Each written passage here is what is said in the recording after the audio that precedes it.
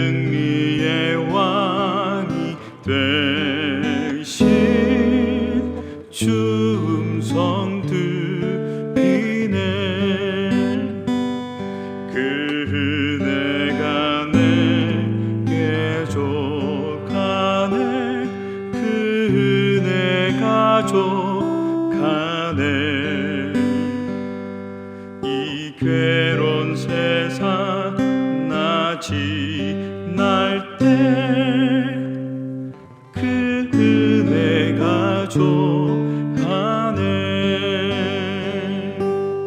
번민이 가득 차고 눈물이 흐를 때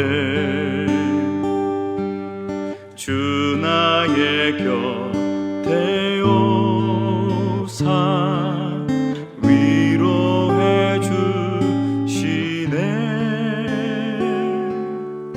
환난이 닥쳐와서 두려움 당할 때 주님의 능력 입어 원수를 이기네. 그대가 내게 족하네. 그대가 족하네. 이 괴로운 세상 나 지날 때 그대가 족하네. 그대가 내게 족하네. 그대가 족하네. 이 괴로운 세상 나 지날 때 그대가 족하네.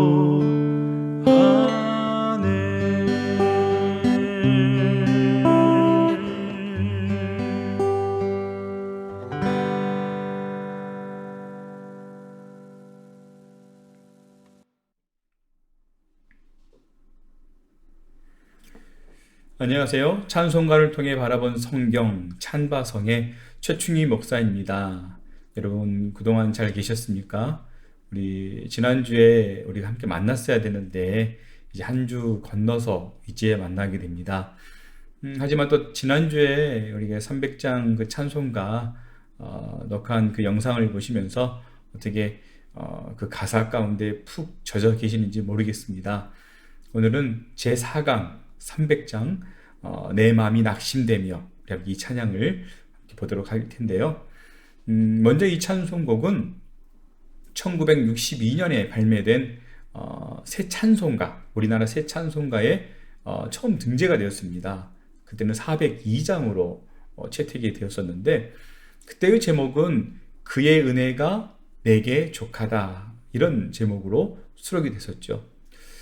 우리가 다 아는 것처럼 이 사도 바울이 몸을 찌르는 그런 가시, 육체의 그 가시를 없애달라고 우리 하나님께 3번씩이나 간구하게 되죠.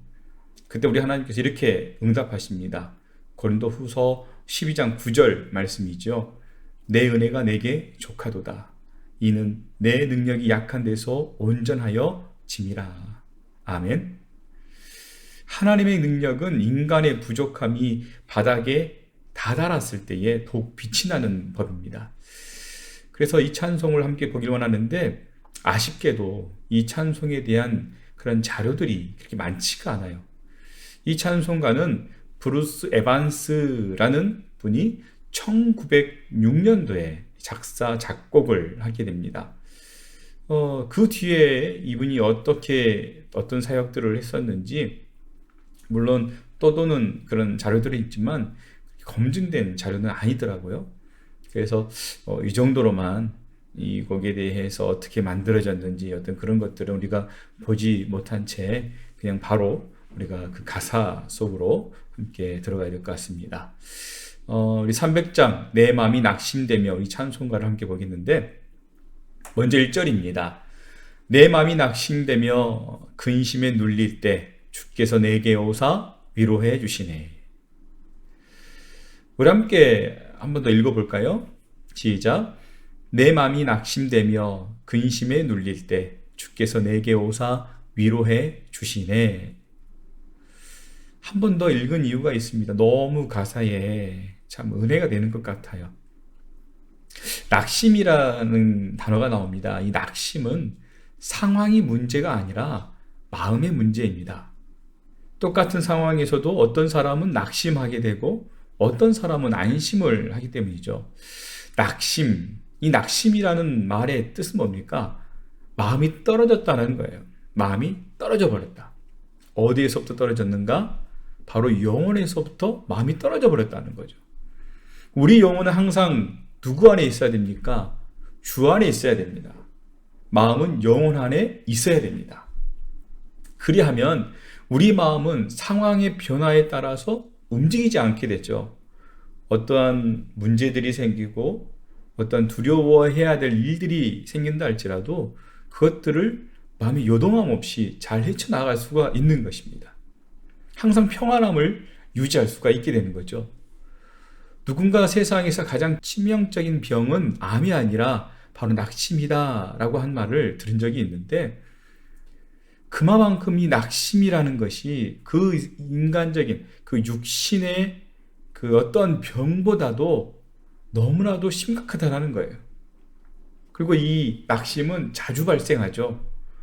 왜 낙심이 그토록 치명적인 병입니까? 낙심은 누구에게나 해당되기 때문이에요.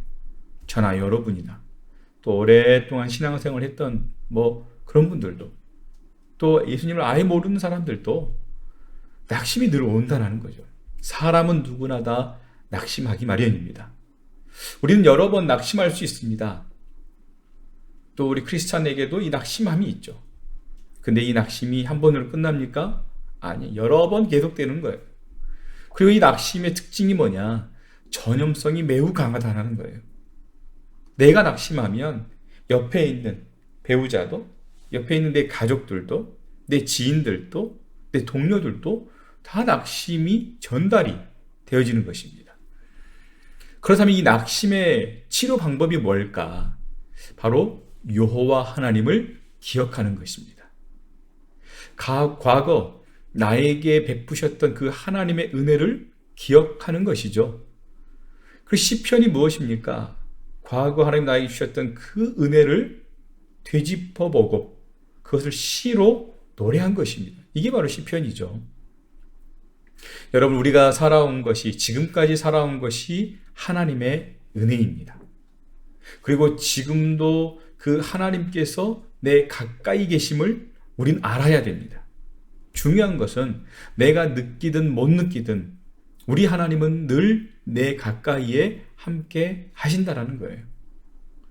히브리서 13장 5절을 보게 되면 이렇게 말씀하고 있습니다. 우리 함께 읽어볼까요? 시작. 내가 결코 너희를 버리지 아니하고 너희를 떠나지 아니하리라 하셨느니라. 아멘. 내가 설령 하나님을 찾지 않더라도 우리 하나님은 늘 내 곁에 계십니다.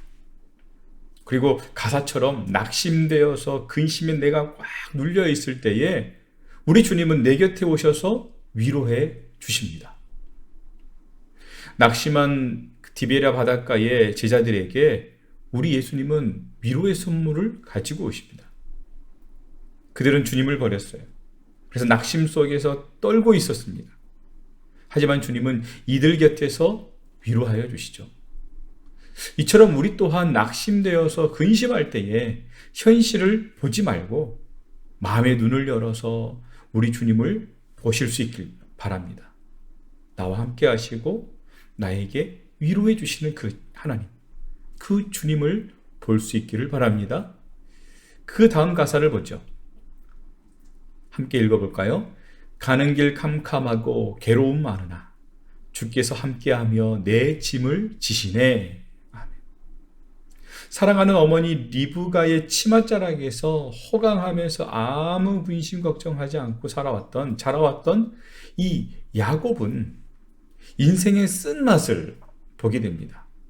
아버지를 속이고 형을 속이며 장자라는 그 축복을 욕심을 부리다가 그만 큰 일을 저지르고 말죠. 그의 가는 길은 그래서 캄캄했습니다. 괴로움도 많았습니다. 그러나 그는 그 길에서 어떻게 됩니까? 우리 하나님을 뵙게 되는 거예요. 만나게 되는 거예요. 그러하기에 우리는 나 혼자가 아니라는 사실을 알아야 됩니다. 야곱은 부모 형제와 생이별을 하고 고난의 길을 정처 없이 떠나갔지만 하나님 어떻게 합니까? 그와 동행해 주시죠. 그리고 우리 주님께서는 그의 짐, 그 인생의 짐들을 대신 져주셨습니다. 인간의 마음은 하나님의 손 위에 있을 때에는 솜털보다 가볍지만 낙심 가운데 있어요. 절망 가운데 있을 때에는 정말로 무거운 천근만근의 그 무거움을 느끼게 되는 것입니다. 우리 주님은 그런 짐진 자들을 어떻게 하셔요?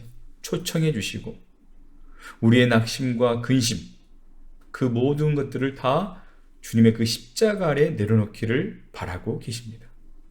그래야 비로소 우리는 참 쉼과 참 자유를 우리가 누릴 수가 있게 되는 것이죠. 2절입니다. 2절 한번 읽어보죠. 시작. 희망이 사라지고 친구 날 버릴 때 주 내게 속삭이며 새 희망 주시네. 희망이 절망이 되어서 죽을 맛인데 엎친 데 덮친 격으로 믿었던 그 친구마저 어떻게 날 떠나 버립니다. 그렇다면 그는 인생에 정말 살 맛을 잃어버릴 거예요. 그렇지 않겠습니까? 여러분, 근데 이것이 우리 인생이죠. 이처럼 인생들은 내가 상대방에게 떠나든지 또 당신이 나를 떠나든지 그렇습니다. 희망이 사라지고 믿었던 친구들이 하나 둘씩 떠나가지만 끝까지 내 곁에서 떠나지 않으시는 우리 주님, 그 주님이 내게 하늘의 위로를 주시며 새로운 희망을 주시는 것입니다. 여기서 말하는 새 희망이 무엇입니까? 바로 천국의 소망을 말하죠. 구원의 소망을 말하는 것입니다. 이 새로운 이 희망은 우리의 낙심을 한 방에 날려버릴 수가 있는 것입니다. 소망으로 가득 찰 수 있길 바랍니다. 그 다음 가사입니다. 싸움이 맹렬하여 두려워 떨 때에 승리의 왕이 되신 주 음성 들리네. 지금 이 순간에도 우리는 영적인 싸움을 싸우고 있습니다. 우리를 삼키려고, 우리를 무너뜨리려고, 쓰러뜨리려고 어둠의 세력, 이 사탄 마귀는 계속 우리를 공격하고 있는 거죠. 여러분, 그러나 두려워하지 마시길 바랍니다. 안심해도 됩니다. 왜요? 예수님의 약속대로 보혜사 성령님께서 우리 안에 계시기 때문입니다. 그래서 아무리 거센 공격을 해온다 할지라도 예수 그리스도를 향한 믿음은 절대로 건드릴 수가 없는 것이죠. 그래서 우리는 염려할 것이 전혀 없는 것이죠. 여러분, 승리의 왕이 되시는 우리 예수님의 그 음성을 들으실 수 있길 바랍니다. 요한복음 16장 33절 말씀 보니까 이렇게 말합니다. 함께 읽어봅시다. 시작. 이것을 너희에게 이르는 것은 너희로 내 안에서 평안을 누리게 하려 함이라. 세상에서는 너희가 환난을 당하나 담대하라. 내가 세상을 이기었노라. 아멘. 이미 십자가에서 사탄 마귀와의 싸움에서 이기신 승리의 왕 우리 예수님은 그 승리를 어떻게 저와 여러분들에게도 주셨습니다. 예수님은 우리에게 싸우라라고 말씀하셨지만 실제로는 예수님이 앞장서서 싸워주십니다. 왜 그렇습니까? 예수님은 우리의 연약함을 다 알고 계시거든요. 그래서 우리 주님이 싸워주시는 거죠. 우리는 그 주님, 그 능력의 주님만 끝까지 믿고 나아가면 되는 것입니다. 자, 우리 그 다음에 3절 한번 우리 함께 3절 가사를 함께 읽어보겠습니다. 시작. 번민이 가득 차고 눈물이 흐릴 때 주 나의 곁에 오사 위로해 주시네. 아멘. 여러분, 번민이 무엇입니까? 사전을 찾아보니까 마음이 번거롭고 답답하여 고통을 당하는 것, 이게 번민이라는 것입니다. 우리 마음속에 번민이 가득 차면 도저히 살 수가 없어요. 그래서 이 정도가 되면 정말 죽는 게 더 낫겠다, 이런 생각이 들게 되는 거죠. 그런데 이때 우리 주님은 다시금 나의 곁에 오셔서 위로를 주십니다. 여러분, 성도의 눈물과 신음소리는 우리 주님을 일하게 만듭니다. 사랑으로 우리에게 찾아오게 만든다는 것이에요. 이방의 종교는 어떻습니까? 인간이 우상을 찾아가요. 하지만 기독교는 다릅니다. 하나님 믿는 자들은 다르다는 거예요. 정반대이지요. 하나님께서 친히 우리 인간을 찾아오시는 거예요. 무엇을 통해? 예수님을 통해서 예수 그리스도를 보면 알 수 있는 것입니다. 오늘도 우리는 내 발로 내가 교회에 온 것 같지만 실상은 그렇지 않습니다. 교회에 나올 수 있도록 주장하시고 이끄시는 분, 성령 하나님께서 날 이끌어 주셨다, 날 찾아와 주시고 날 이끌어 주시고 인도하셨다라는 것, 우린 알아야 되는 것입니다. 그러므로 우리 주님은 우리 곁에 이미 오셨습니다. 내 안에 계시는 거예요. 그리고 지금 이 순간에도 또 앞으로도 계속 우리를 찾아오실 것입니다. 지금 영상통화로 안 되면 음성통화로라도 대신방, 신방 중에 있잖아요, 교구마다. 그것을 쭉 하면서 느끼는 게 하나 있습니다. 시간과 공간을 초월하시는 하나님이 목회자인 저와 또 신방을 받는 그 성도에게 그 시간 찾아와 주시고 임하신다는 거예요. 그리고 우리에게 새 희망을 주시고 또 어떻습니까? 위로해 주신다는 것, 이것을 깨닫게 되는 것입니다. 여러분, 이런 은혜가 늘 충만할 수 있길 바랍니다. 그 다음 가사를 함께 보지요. 함께 읽습니다. 환난이 닥쳐와서 어려움 당할 때 주님의 능력 입어 원수를 이기네. 인생의 환난은 바람잘 없이 수시로 닥쳐오죠. 그래서 우리는 환난이 닥쳐올 때 낙심하지 말고 주님의 기쁘신 뜻을 헤아려 봐야 됩니다. 나중에 지나놓고 보면 어떻습니까? 모두가 다 하나님의 은혜인 것들을 우리 다 깨닫게 되는 것이죠. 그래서 우리는 그 은혜의 힘을 가지고 이 원수 마귀 사탄을 이겨낼 수가 있는 것입니다. 이제 후렴을 함께 보도록 합니다. 그래서 후렴 한번 읽어보죠. 시작. 그 은혜가 내게 족하네. 그 은혜가 족하네. 이 괴로운 세상 지날 때 그 은혜가 족하네. 사도 바울은 성경이 능통한 자요, 또 기도의 능력자입니다. 그래서 사도 중에 사도가 바로 이 사도 바울이죠. 그러나 그에게도 부족한 것이 있었습니다. 바로 불치의 병, 육신의 가시가 있었죠. 그래서 그는 3번이나 병 낫기를 위해서 기도했었습니다. 여러분, 나았습니까? 낫지 않았죠. 예수님의 이름으로 다른 병자들, 내가 아닌 다른 사람들은 잘 고쳤지만 자신의 이 육신의 병은 고칠 수가 없었습니다. 그는 주님께 내 은혜가 내게 족하다 응답만을 받았을 뿐입니다. 그때 그는 깨닫게 됩니다. 하나님은 나의 이 교만을 꺾기 위해서 주님께서 나에게 육신의 가시를 주셨구나. 이건 하나님 주신 선물이구나. 그래서 바울은 이 병으로 인해서 크게 기뻐했다라고 성경은 이야기합니다. 고린도후서 12장 9절에서 이렇게 고백하죠. 나에게 이르시기를 내 은혜가 내게 족하도다. 이는 내 능력이 약한 데서 온전하여짐이라 하신지라. 그러므로 도리어 크게 기뻐함으로 나의 여러 약한 것들에 대하여 자랑하리니 이는 그리스도의 능력이 내게 머물게 하려 함이라. 아멘. 바울은 괴롭고 고통스러운 그 육신의 가시도 하나님의 은혜이고 나를 겸손케 하기 위한 하나님의 방법인 것을 깨닫게 되자 그의 가슴 깊은 곳에서 정말 솟아나는 뜨거운 기쁨을 발견하게 된 것입니다. 이처럼 현재의 모든 일을 하나님의 은혜로 알고 우리는 감사할 수 있어야 됩니다. 여러분, 예수님을 믿는 것도 편하려고 또 뭔가를 더 누리려고 소유하려고 믿는 것, 그건 잘못된 것입니다.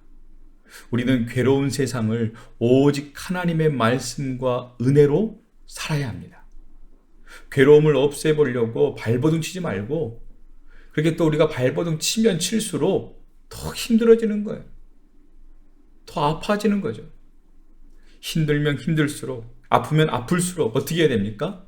더욱 하나님의 은혜로 덮어버려야 되는 것이에요. 그래서 이 괴로운 세상을 지날 때에 하나님의 은혜로 승리하시는 저와 여러분 될 수 있기를 간절히 바랍니다. 이것으로 찬송가 300장 내 마음이 낙심되며 이 찬송곡을 마치도록 하겠습니다. 다음 주에는 찬송가 310장, 우리가 너무 즐겨 부르는 찬송이죠. 아 하나님의 은혜로. 우리 이 찬송을 함께 살펴보면서 함께 나누도록 하겠습니다. 여러분, 풍성한 수강 그 후기들 너무나도 감사합니다. 그 후기들을 보고 있느라면 제 가슴이 너무 뜨거워지더라고요.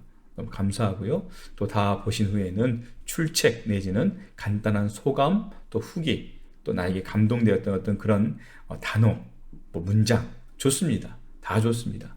그들 부탁을 드리겠습니다. 그럼 주일도 온전히 하나님께 예배 드리시고요. 다음 주 이 시간에 또 찾아뵙겠습니다. 감사합니다.